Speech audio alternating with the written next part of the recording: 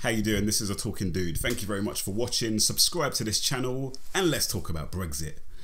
Basically, in Britain right now, we are in tumultuous, somewhat chaotic seeming times, politically speaking, as this whole Brexit situation unravels. And I want to talk about that.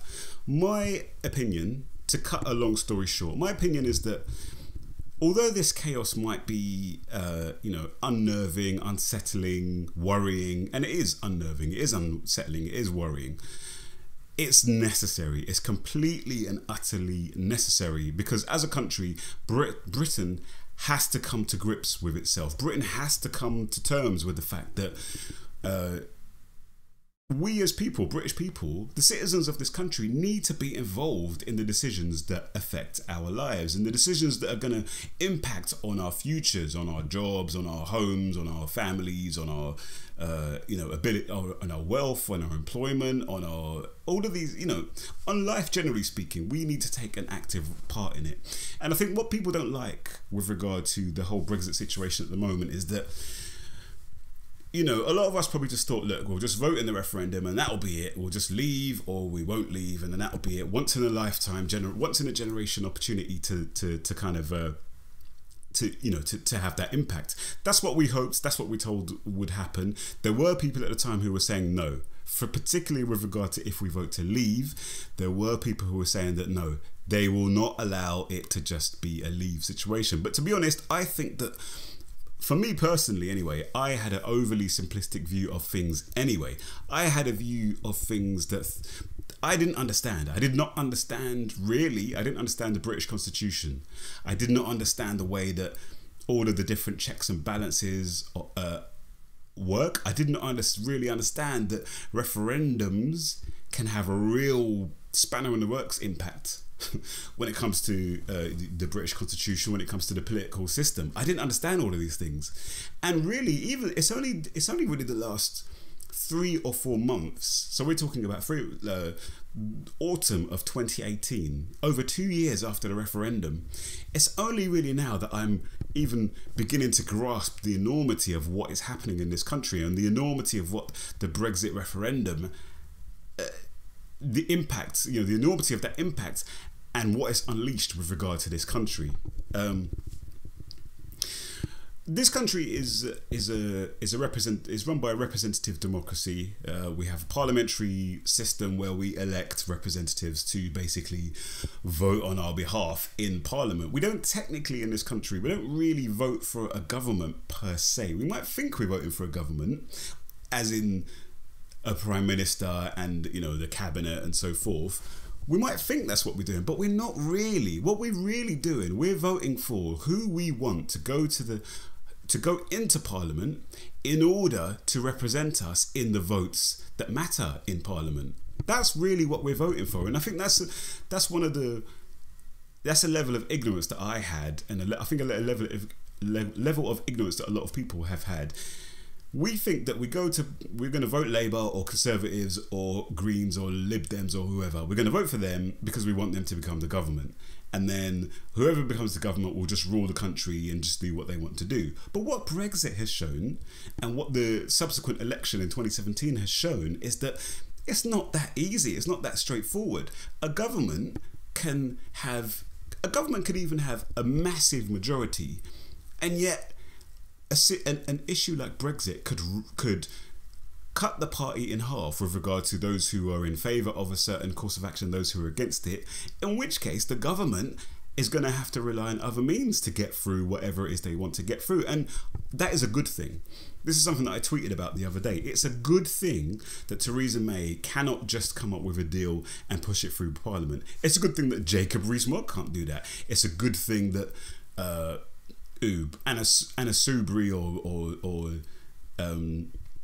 whoever else, Chuka Amuna can't do that. No one, with regard to this Brexit issue, no one is going to be able to just railroad us and to just, rush their will through so that it comes to pass. It is not going to happen.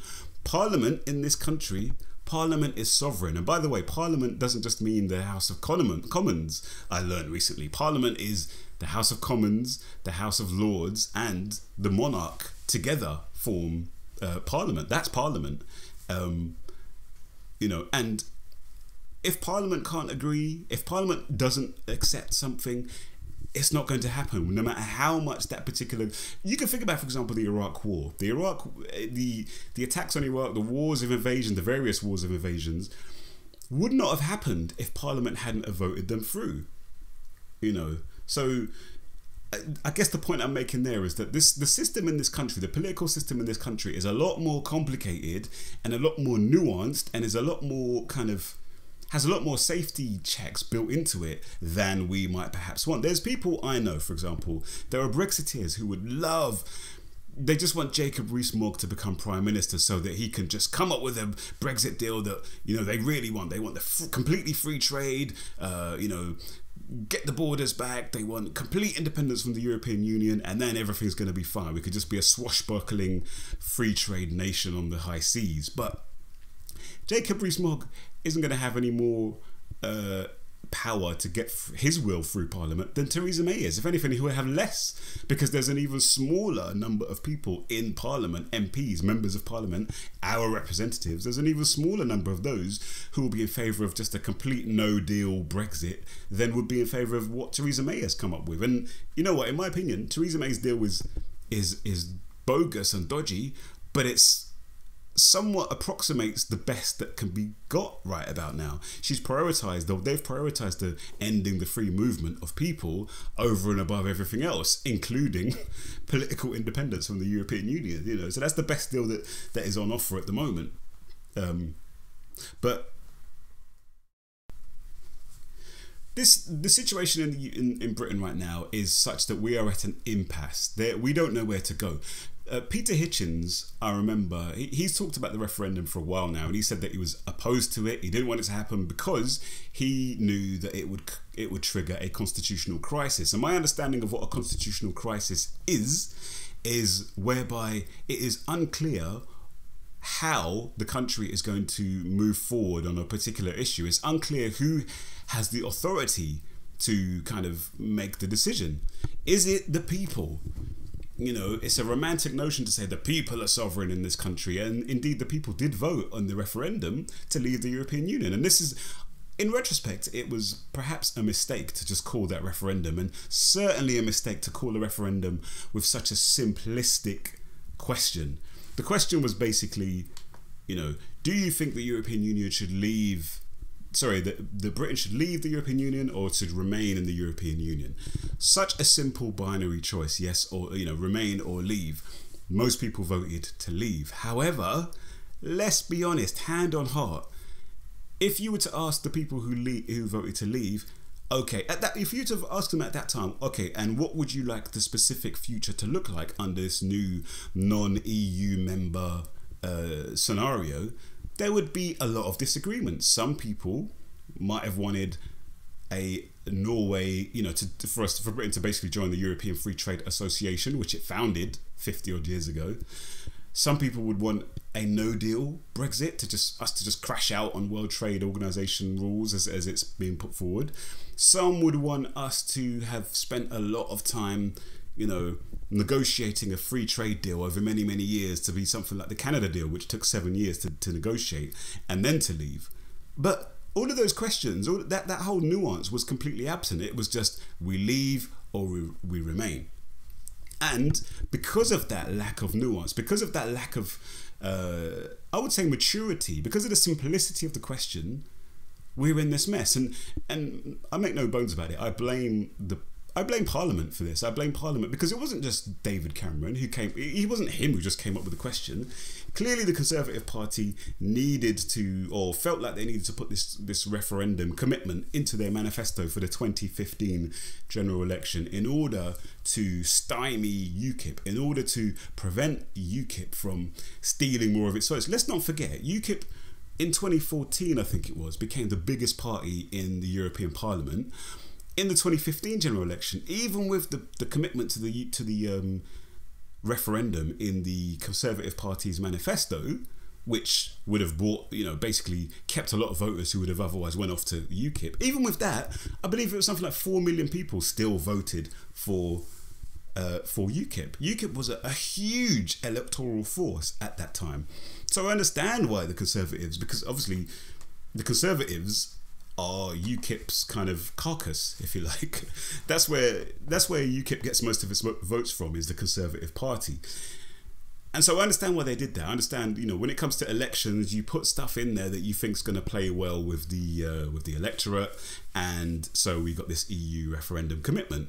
Parliament had the chance to reject that. Parliament had a chance, because everything that happens in the UK, every manifesto commitment, you can't just crack ahead and do a manifesto commitment. This is why parties need to have a working majority. Otherwise, they just won't be able to do the things that they said they were going to do in their manifesto. David Cameron got his majority in 2015 against the odds, frankly, but he still needed all of the, you know, because there would have been enough people. If there'd been enough people in Parliament to vote against ratifying, you know, bringing in the act, there was basically an act that was done. I can't remember the name of the act that would have been brought in order to pave the way for the referendum to happen. Parliament could have still voted against that referendum, including those Remain MPs in the Conservative Party, but they didn't. Parliament voted to pass it through and to say, yes, let's have a referendum on leaving the European Union. So the blame should be laid squarely, as well as David Cameron and the Conservative Party put the blame at the feet of Parliament, our representatives. Not only that, in this ensuing time, okay, we had the debate, the so-called debate about leaving the European Union. It was a stupid debate. It was a ridiculous debate. Nigel Farage and UKIP based coming out with those posters and stuff, very eye-catching. The bus thing, whoever it is who doesn't now deny that they had anything to do with it. Whoever it is who came up with that, very eye-catching, very you know, conversation starting and so forth. These are the things that were kind of dominating the agenda. Those stupid debates that we had with Nick Clegg lying through his teeth saying that the EU army was a dangerous fantasy, you know, and here we are in 2018, every major European leader now and major leader in the European Union is calling for a European army, an EU army. You know, these were the things. No one, or I should say the people who were talking at the level of nuance required to say, okay, well, look, if we vote to leave the European Union, what are we going to do about our market access into Europe? What are we going to do about customs arrangements? Northern Ireland, I don't even remember Northern Ireland coming up as an issue, the border between Northern Ireland and Ireland, Republic of Ireland, coming up as an issue, to be honest. You know, so we were like babies. We were running around yapping away with our sort of idealized positions, frankly. I include myself in that. And then we had the referendum and it was a narrow victory. You know, turnout wasn't amazing, but it was high. It wasn't the biggest democratic mandate, by the way. As I understand it, 1992 was the biggest. The general election of 1992 was the biggest democratic mandate. More people voted in that election, and turnout was higher. So anyway,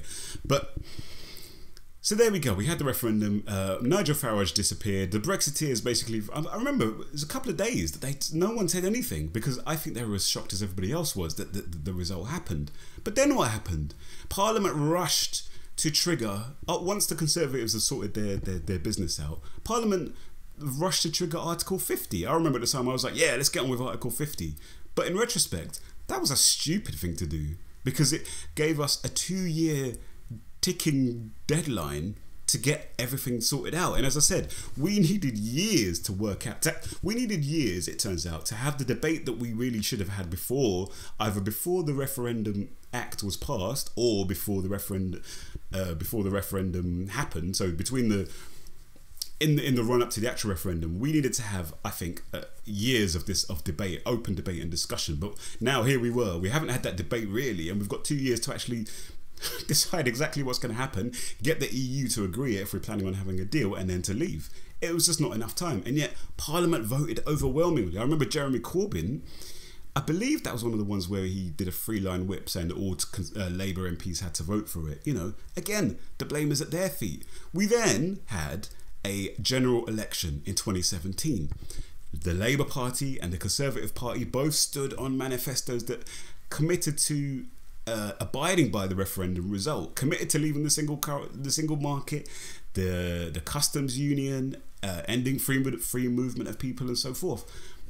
So again, once again, the government, the front benches of both parties and the parties themselves, the MPs, all, you know, had the chances. But the point I'm making is that Parliament has had chance after chance after chance to make it clear that, look, no, stop. We need to stop this for now, and we need to decide what we're doing, which is what I think this country needs to do. I still think we should leave, but I think we need to decide exactly what leave is going to entail. Parliament has not lived up to its responsibilities to do that, and so I blame all of them. I blame all of the MPs who have been in Parliament during this time. Obviously, a lot of them have stood on their principles and have been trying to, you know, pissing in the wind, basically trying to be voices of reason. But the majority of them have just gone along with their whips, have just gone along with, you know, whatever the prevailing view of their party has been. So this is the thing. Some wounds have been opened up here. The legitimacy of Parliament has been really called into question.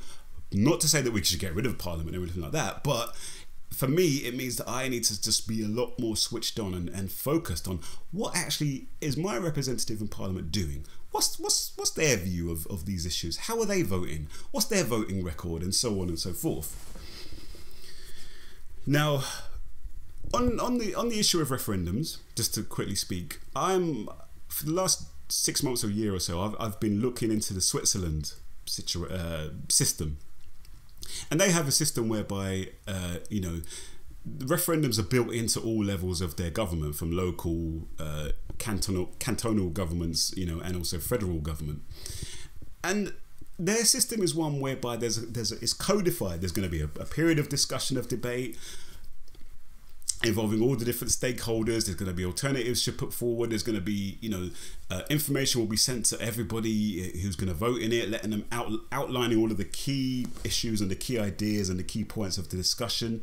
All of these things are there, and then the referendum that happens. And, you know, it's a much more mature system. And I think if we're going to have referendums in this country, which I think we need to, I think direct democracy is a good thing, but we need to make sure we have it in a way that's not going to basically get us running around like headless chickens when we get a result that we weren't prepared for. You know, it needs to be a mature, carefully planned system, like the Switzerland system. Maybe at some stage I'll talk about that in a video. I've wanted to talk about that in a video for ages now, but I've never kind of got around to it. But that's just as an aside, that is what we need to make sure, because there's going to be future referendums. There's going to be referendums, for example, probably another Scottish Indie referendum is going to happen. There's probably going to be referendums about proportional representation and so forth. I think it's good when there's a matter that is so serious, like, do we leave the European Union, or, as it was back in the day, do we join the European Economic Community?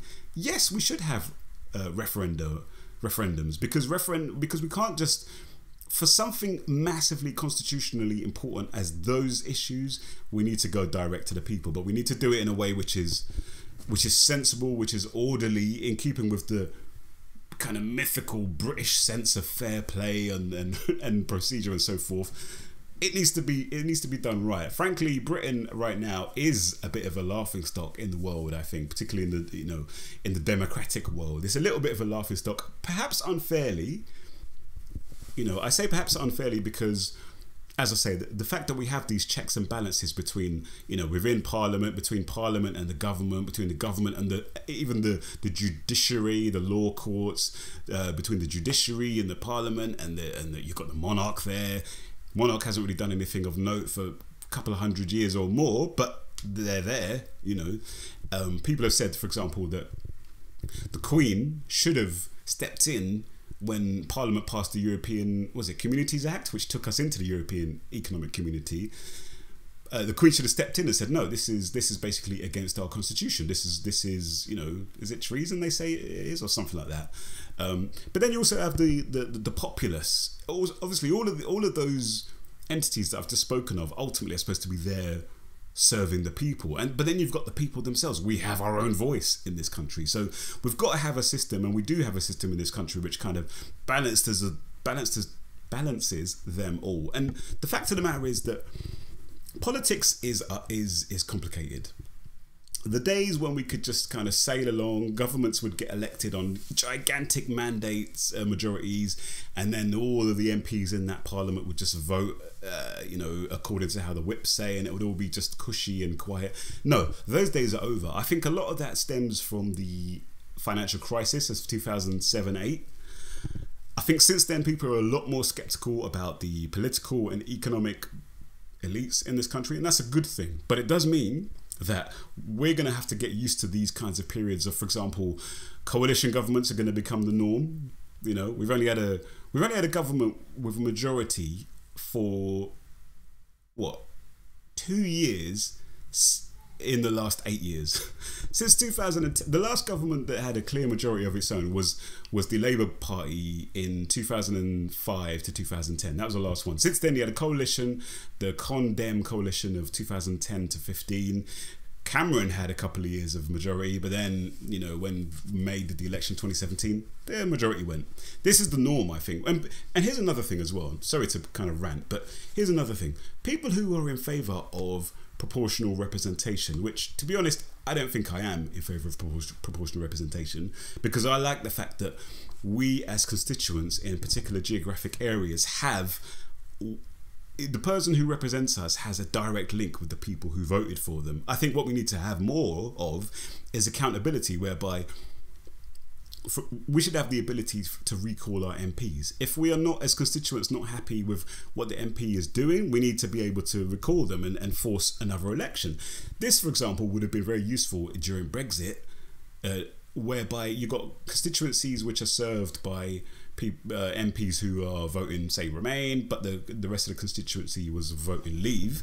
If the constituents feel like, well, look, if you're voting against our wishes, then we need to be able to get someone in who's going to vote in line with our wishes. We need to have that system in place. But what was my point? My point was that I like the link between the constituents and the representatives, rather than having a system whereby under proportional representation, you might have a little bit of that kind of link, but you'll also have a bunch of people who are getting into parliament just because the party that they're part of got a certain amount of votes, so they get in. No one might have voted for them specifically, but they just get in because their party got a certain amount of votes. But even if you're in favour of proportional representation, coalition governments, this is how coalition governments work. You're going to have these kinds of compromises needing to be made. You're going to have these kinds of situations where you're going to have to barter. You might have had a manifesto that said, yeah, we're going to leave the European Union, leave the single market, but then you might have to barter because your party didn't get a majority. You have to join into a coalition, which is basically saying, okay, we're going to stay in the single market. We're going to, a Norway Plus type deal situation. So compromise is key. Discussion is the foundation of the British Constitution. With regard to Brexit, the way forward, the issue is that none of the options really that are on the table right now, and this is something that Chuka Ramuna was saying, and I think rightly so in his interview on the Mar Show earlier this morning.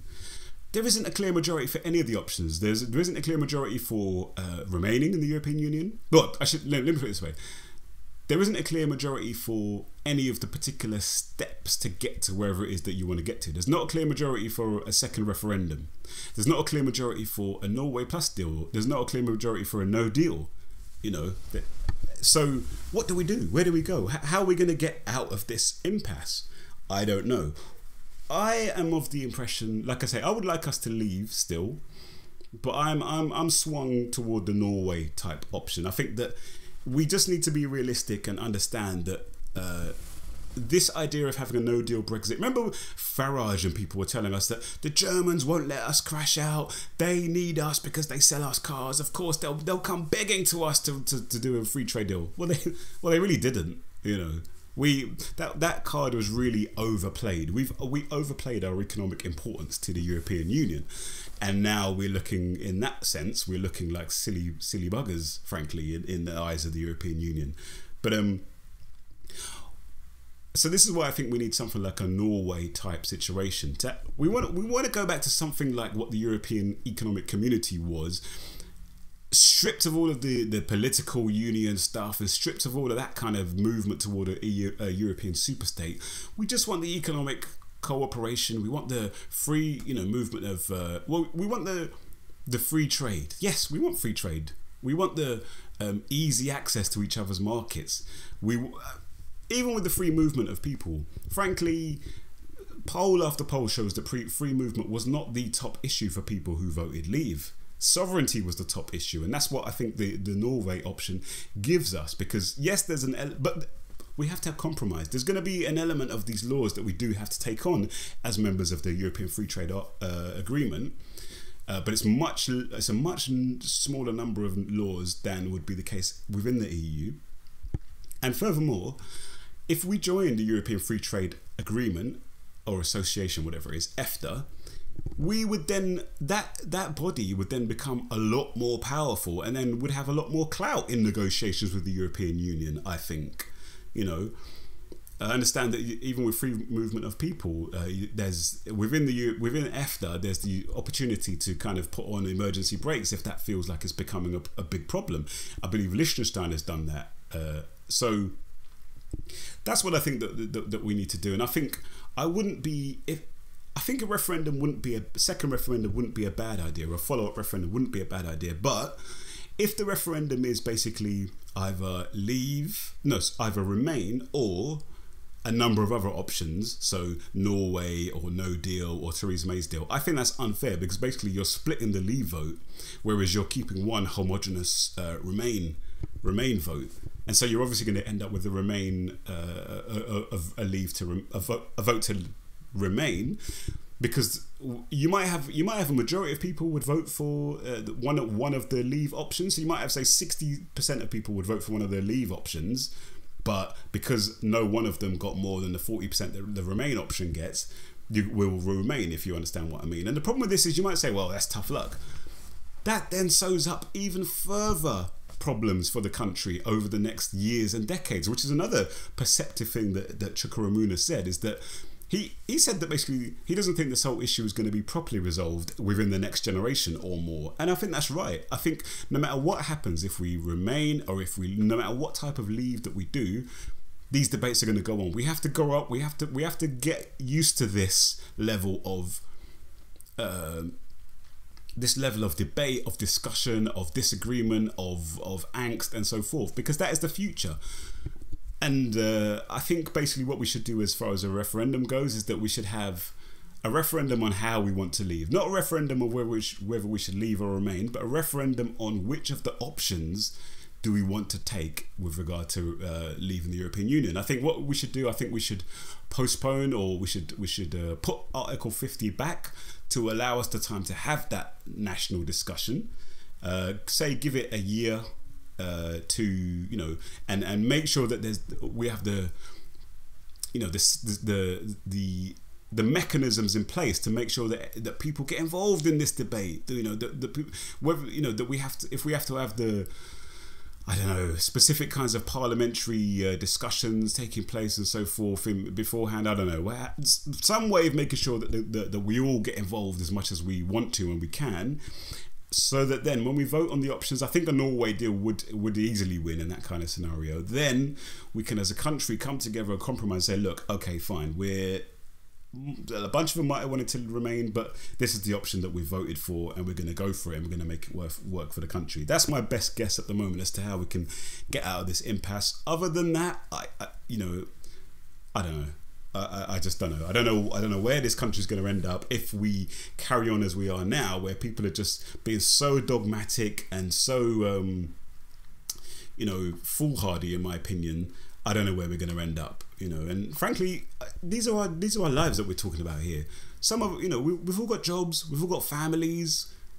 If you ain't got children, you've got parents and siblings.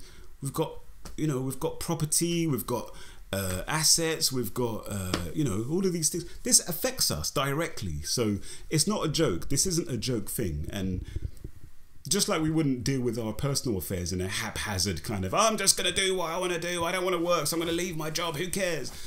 Let's also not deal with Brexit in that kind of manner. Anyway, thank you very much for watching. Again, this has been a Talking Dude. Thanks if you made it this far in. This has been my views on the Brexit situation in Britain. Hopefully when I make a next video on this, things will become a lot clearer and we'll all live happily ever after. All right, take care and I'll see you later.